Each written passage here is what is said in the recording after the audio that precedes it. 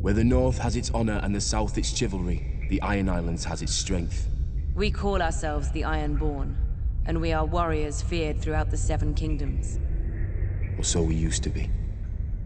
Unlike their mainland cousins, the first men of the Iron Islands never bowed to the old gods. Theirs was the drowned god, who made the Ironborn to reave and sack and write their names in salt, steel, and song, that his enemy, the Storm God, could not wash away. We raised our kings from our own ranks, and used beaten foes as thralls to work our mines and farm our land. Or as salt wives, if a woman was pretty enough. Such was the old way, and while we followed it, we held sway wherever the waves were heard.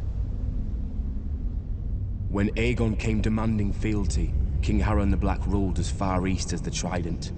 Other kings like the Starks could kneel, but Harren was Ironborn, and the Ironborn must be beaten.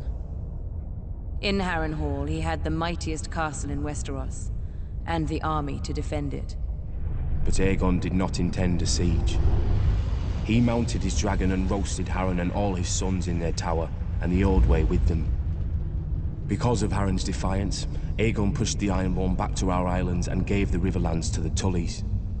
But he did allow the Ironborn to choose who would lead them. House Greyjoy had always been one of the greatest houses of the Iron Islands. We trace our descent from the Age of Heroes and the legendary Grey King, who took a mermaid to wife and made war upon the Storm God for 1,000 years.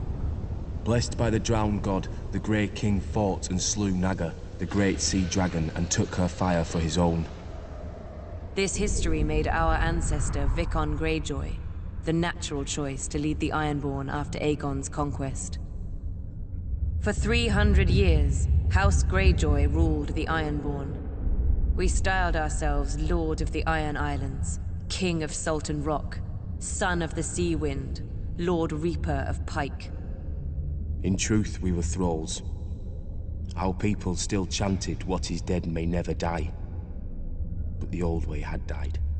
Until the Targaryens followed their dragons into the grave, and our Lord Father, Balon Greyjoy, rose against the new king, Robert Baratheon. He seized our ancient crown and sent our Iron Fleet against the Lannisters at Lannisport, burning all their ships before any could weigh anchor. Though Robert and Eddard Stark would later defeat him, they understood us no better than Aegon. The Greyjoy sigil is the Kraken. What it grasped once, it will never surrender.